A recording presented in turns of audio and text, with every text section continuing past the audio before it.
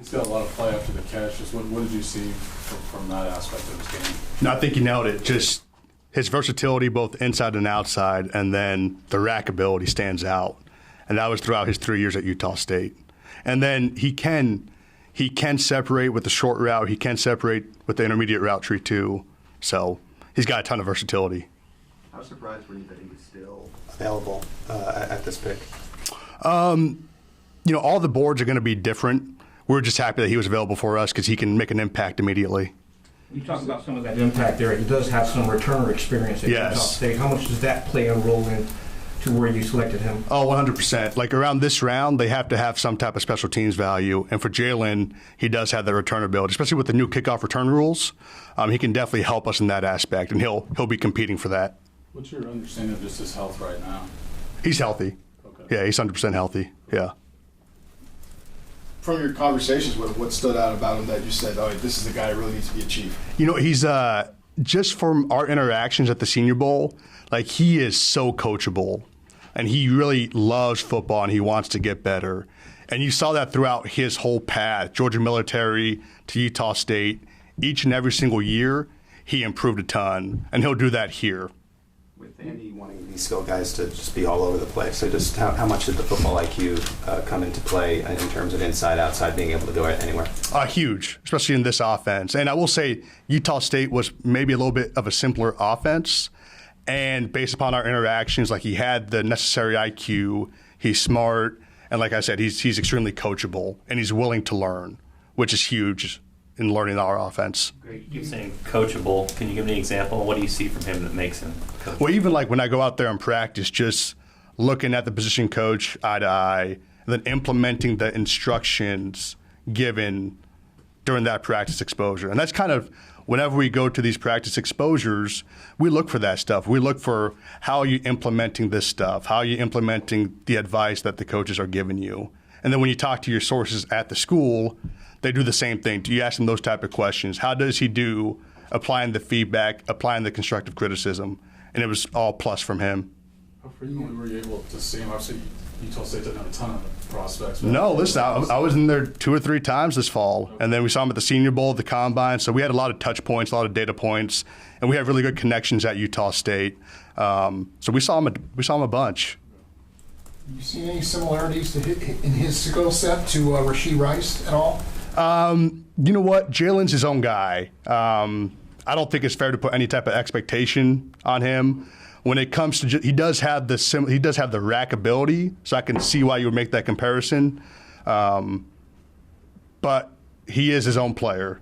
He's special in that way. You see the stats with the Yak, but is it going over guys, going around guys? Like, what's sort of his style, the way he's able to? I mean, over guys, through guys, around guys. Like that's the beauty about this player. It's just the pure versatility. He can, beat a guy off press coverage against a slant. He can run right by you, and when the ball's in his hands, he can run right through you. Greg, were you also the scout for Williams in the 3rd round? Yes, I was. Yes, absolutely. Go ahead. Yeah, No. What do you guys have on Noel? Just break them down for us. What'd you like? Yeah, the first thing that stood out was just from a person standpoint, this guy is uber competitive, and he loves football. And then as far as the player is concerned, and I think Bradway hit on it yesterday, was the versatility and the tackling. And tackling, as Brad was, it's huge in our, like Spags loves good tacklers, and he fits that mold perfectly. Go back to Jalen. How do you feel? What kind of position do you project him? Is he an XZ slot or a guy you can move around? We can move him around, because he's intelligent, and he did that at Utah State too. So I imagine us using him the same way. Yeah, so I guess we moved up to 156 here for Jeffrey Bassa. He's a true senior from Oregon. Honestly, we were a little surprised to see this guy available in the 5th round. This kid's an awesome kid. He's a very good football player. This was a core culture guy for Oregon, started there multiple years. Obviously, this is a really good program. They've been putting out players, throughout this draft and in past years. This kid was very productive for them. He's very athletic. This is a guy that we've had our eye on a little bit through the process. We've been covering him multiple years. He was a very good player in prior years, so a player that we had been covering as an underclassman in case he would have declared. So we have multiple years of exposure with this player. And, I mean, he's about as consistent and dependable as they come. He's athletic. You see him make plays from sideline to sideline. I mean, even during, when they broadcast our pick, you see the highlight of him taking a pick six back in the prior year against Texas Tech. Like, this guy's made a lot of plays in the pass and run game. And we saw him at the Senior Bowl.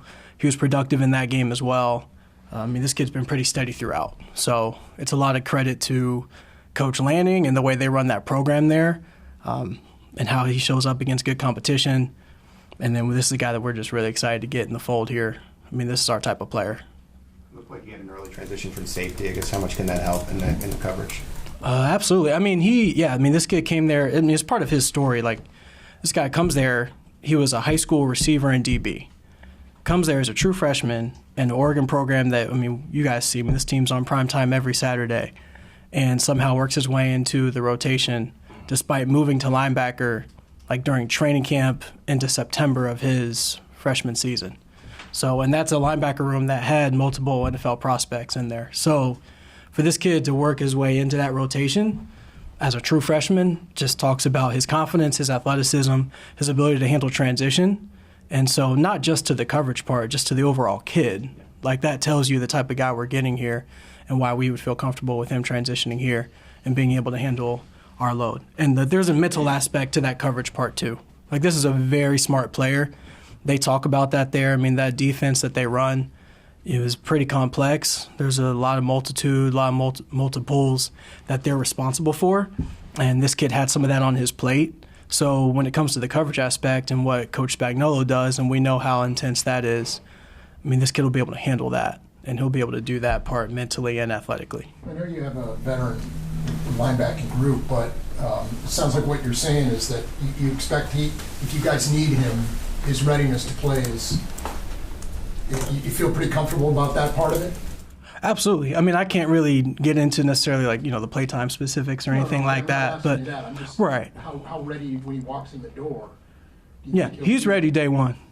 This guy's going to play good football for you. We're pretty shocked that he's available at this point in the draft. Like, this is a very good player.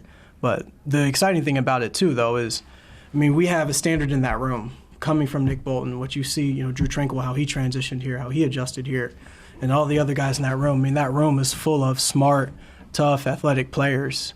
I mean, Leo Chenal, you remember his testing metrics coming out and how he can move at that size. Like, that room's full of it. This kid just fits right in there.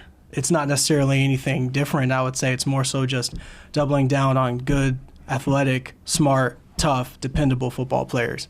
And our linebacker room is full of those guys. What do you see just from him on special teams? Yeah, I mean, he can run, he can tackle. It shouldn't be any issue on special teams. He would fit right in there as well. He has played pretty consistently his whole career at Oregon, so it's not like this is one of those guys who, early on you saw him flash on special teams and then he came on later. I mean, he played as a freshman. So I don't know if it's necessarily, we dug this guy out on special teams before and then you project it to the league. It's more so just he's a good football player, whether special teams or defense, and so he should be able to do that for us as well.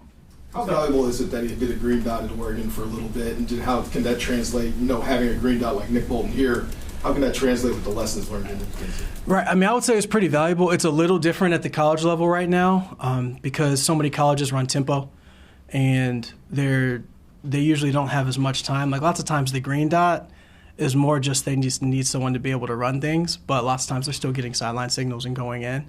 But the point is, it just tells you that he has the mental capacity.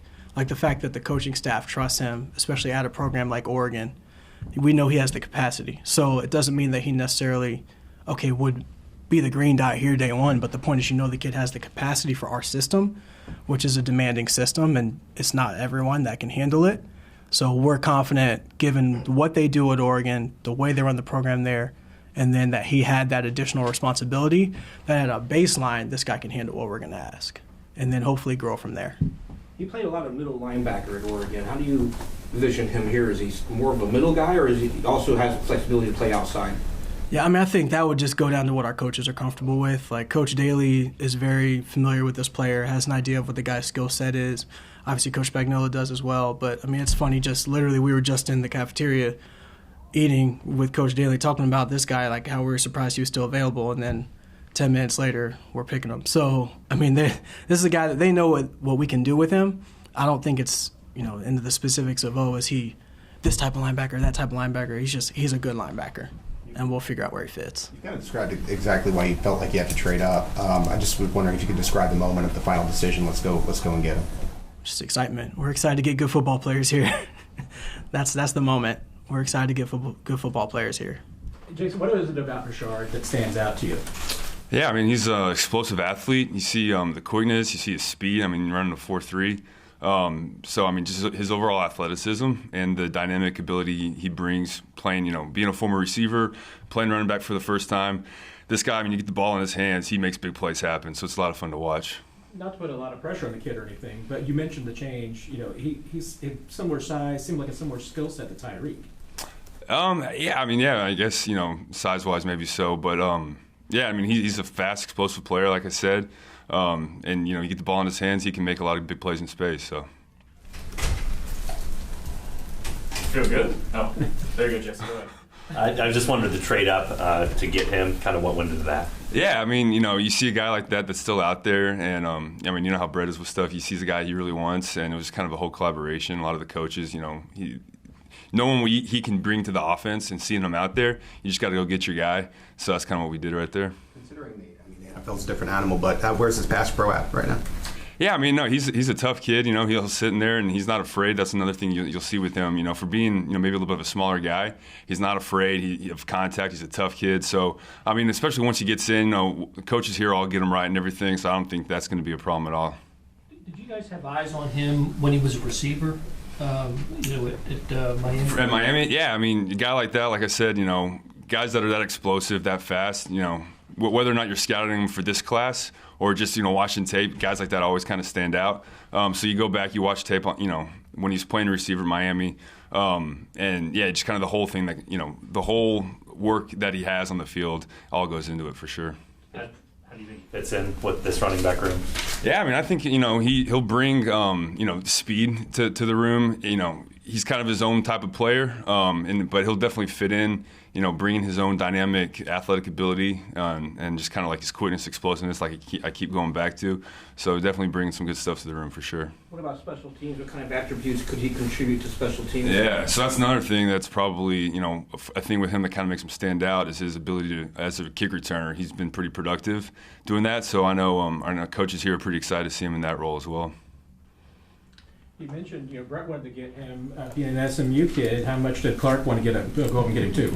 Yeah, that's I guess that's kind of like a cherry on top. A lot of times, having that, pony up with him and everything, So yeah, it's fun getting SMU guys for sure. Did you think there was a chance that a guy like Richard would be available in the 7th, or was there any thoughts about trying to maybe move up to get him earlier?